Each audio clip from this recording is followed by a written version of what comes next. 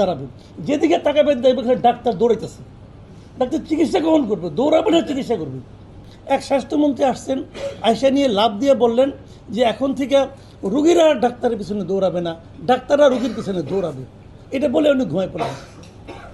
মানে কত বড় আহাম্মক হইতে পারে যে ডাক্তাররা রুগীর পিছনে যদি দৌড়ায়, তাহলে এই রুগীগুলি মারা, এই বাচ্চাগুলি মারা গেল কেন? আপনার ডাক্তারদেরকে এদের পিছনে দৌড়াতে বলেন না রে ভাই। 1800 রুগী আমাদের এখানে অনুপাত, একজন ডাক্তারের সঙ্গে 1800 রুগী।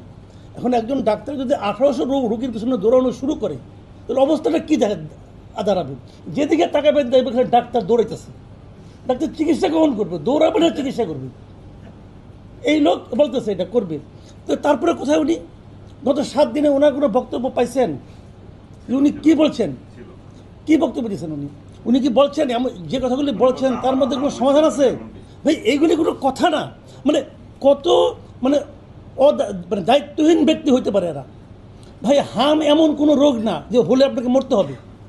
হাম হলো ম্যানেজমেন্টের ব্যাপার, আপনি ম্যানেজ করতে পারেন। ডেঙ্গুর মতো, ডেঙ্গু যখন শুরু হয়, মামুন আছে, মামুন আমরা একসঙ্গে তখন রিপোর্ট করতাম।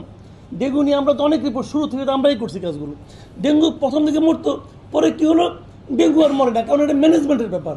মূলত এই ঘটনার জন্য দায়ী হলো ওই শিশুরা, যারা আক্রান্ত হয়েছে তারা দায়ী, আর যারা মারা গেছে তারা বেশি দেয়।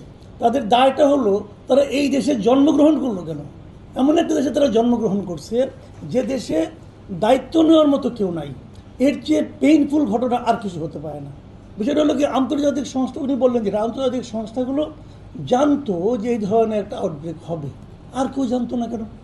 আন্তর্জাতিক সংস্থাগুলো জানলো কী হবে? স্বপ্নে পাইছে যে শেষ রাত্রি স্বপ্ন দেখছে যে হবে, ওরা কোথেকে পাইছে তথ্যগুলো?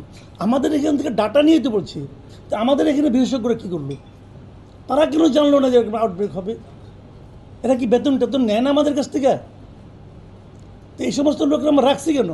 তারা কেউ জানতো না।